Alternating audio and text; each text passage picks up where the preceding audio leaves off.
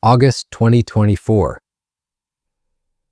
A 19-year-old honor student from Connecticut pulls off the largest individual cryptocurrency theft in history, $243 million gone in a single phone call.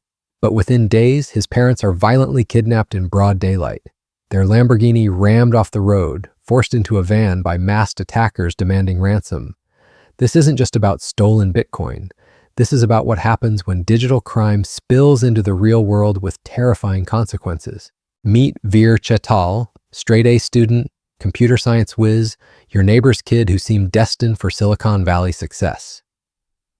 On the surface, he was everything parents dream of: academically gifted, tech-savvy, from a respectable family in Danbury, Connecticut, the kind of teenager who'd probably end up at MIT or Stanford, maybe launch the next big startup. But beneath that honor roll exterior, Veer was orchestrating something far more sinister than late-night coding sessions. Picture this: you're wealthy, you've invested heavily in cryptocurrency, and one day your phone rings. The caller ID shows your internet service provider. Professional voice, technical jargon, urgent tone. They need to help you secure your digital wallet immediately. There's been suspicious activity. Time is critical. You need to act now to protect your assets. Sounds legitimate, right? That's exactly what Veer's victim thought when they answered that fateful call. But here's the thing about social engineering. It's not about hacking computers, it's about hacking humans.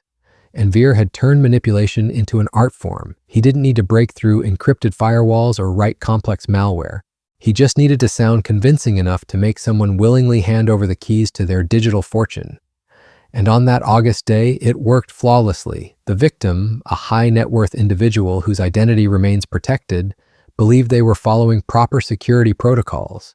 Step by step, they granted access to their cryptocurrency wallet, thinking they were safeguarding their investment.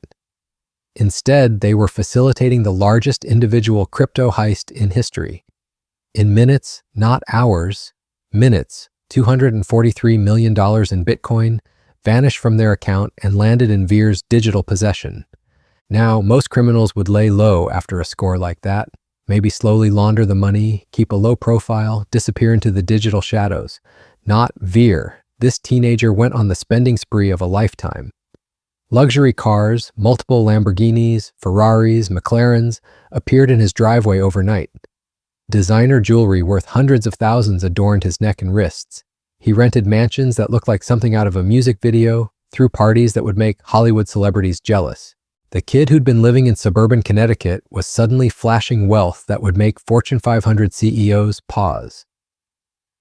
Nightclub tables reserved for tens of thousands of dollars, private jets, designer everything. It was as if he'd won the lottery, except this lottery was funded by someone else's life savings. And he wasn't hiding it, he was flaunting it.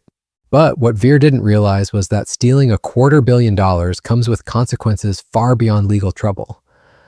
When you suddenly appear with that kind of wealth, especially wealth that isn't yours, you don't just attract the attention of law enforcement. You attract the attention of people who operate outside the law entirely, people who see a teenager with millions in crypto as an easy target for a different kind of crime. The cryptocurrency world operates in shadows, decentralized, often anonymous, filled with players whose methods make traditional criminals look like Sunday school teachers. And when word spreads that a 19-year-old just pulled off the biggest individual crypto theft in history, that information doesn't stay contained to cybersecurity forums and FBI briefings. It reaches ears that have very different ideas about how to extract value from the situation. Within a week of the heist, Veer's world was about to collapse in ways he never imagined, because stealing from the digital realm was just the beginning. What happened next would drag his entire family into a nightmare that proved cybercrime isn't just about ones and zeros. It's about real people, real violence, and real consequences that can't be undone with the click of a button. September 2024, just days after the heist. Veer's parents, Rupa and Deepak Chetal, are driving their brand new Lamborghini through Miami's upscale design district. Normal Tuesday afternoon, luxury shopping, maybe dinner at one of those restaurants where the wine costs more than most people's rent. They had no idea their son had just painted a target on their backs the size of $250 million. Out of nowhere, boom, A van slams into their Lamborghini, sending it careening off the road. Before they can even process what's happening, masked men pour out of the van like something from a nightmare. No words, no hesitation, just violent efficiency. Rupa and Deepak are dragged from their crumpled luxury car and thrown into the van. The whole thing takes less than 60 seconds. But here's where the story takes an unexpected turn. This wasn't some random carjacking in Miami. This was a coordinated kidnapping by people who knew exactly who they were targeting and why. The attackers had done their homework. They knew about Veer's sudden wealth, they knew about the Bitcoin, and they figured the parents were their ticket to cashing in on their son's digital fortune. What they didn't count on was Miami's design district being crawling with security cameras, off-duty law enforcement, and witnesses who weren't about to just look the other way. An off-duty FBI agent happened to be shopping nearby when he heard the crash. Bystanders immediately started calling 911. Within minutes, the entire area was swarming with police. The kidnappers' plan fell apart faster than a house of cards in a hurricane. They'd barely made it 6 blocks before law enforcement descended on them like locusts. The van was surrounded, guns drawn, megaphones blaring. The parents were rescued, shaken, but physically unharmed. The would-be kidnappers were arrested on the spot, their brilliant ransom scheme reduced to nothing more than a spectacular failure caught on multiple security cameras. But the message was crystal clear. Veer's digital theft had real-world consequences. The cryptocurrency he'd stolen wasn't just numbers on a screen anymore, it was a beacon attracting the kind of attention that no amount of blockchain anonymity could protect against. His parents had become collateral damage in a game they didn't even know they were playing. Meanwhile, law enforcement wasn't sitting idle. The FBI's cybercrime division had been tracking the stolen Bitcoin from the moment it hit Veer's wallet.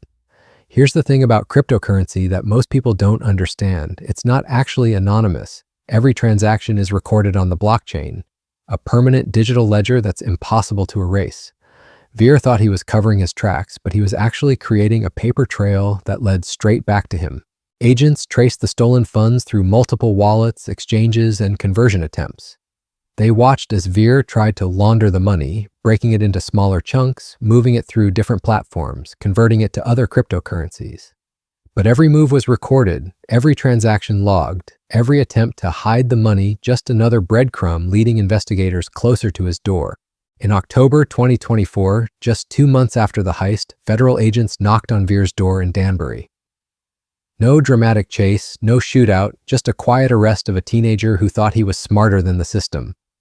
He was charged with wire fraud, money laundering, and conspiracy. The evidence was overwhelming. Digital forensics, financial records, even social media posts showing off his sudden wealth. But here's where the story gets even more bizarre. While out on bond, waiting for his trial, Veer couldn't help himself. He committed another cryptocurrency scam, this one worth several million more. It was like a gambling addict who just couldn't walk away from the table, even with federal agents breathing down his neck. He was rearrested within weeks. In early 2025, facing decades in federal prison, Veer finally came clean. He pleaded guilty to all charges and admitted something that shocked even seasoned investigators. This wasn't his first rodeo. The $243 million heist was just the biggest in a string of cryptocurrency thefts he'd been orchestrating for months. Dozens of victims, millions in stolen digital assets, all traced back to a 19-year-old honor student from Connecticut. The sentencing hasn't happened yet, but federal guidelines suggest Veer's looking at 20 to 30 years behind bars. The stolen Bitcoin has been largely recovered and returned to victims, but the psychological damage, the fear, the violated trust, the shattered sense of security, that can't be undone. Veer's story isn't just about one teenager's greed, it's a cautionary tale about how digital crimes have analog consequences, how a phone call can destroy lives, how stolen cryptocurrency can lead to kidnapped parents, how the virtual world and the real world are more connected than we'd like to admit. Because at the end of the day, behind every Bitcoin wallet is a real person. Behind every digital transaction is someone's life savings, and behind every cybercrime is human suffering that can't be measured in ones and zeros. Veer learned that lesson the hard way, and so did everyone around him.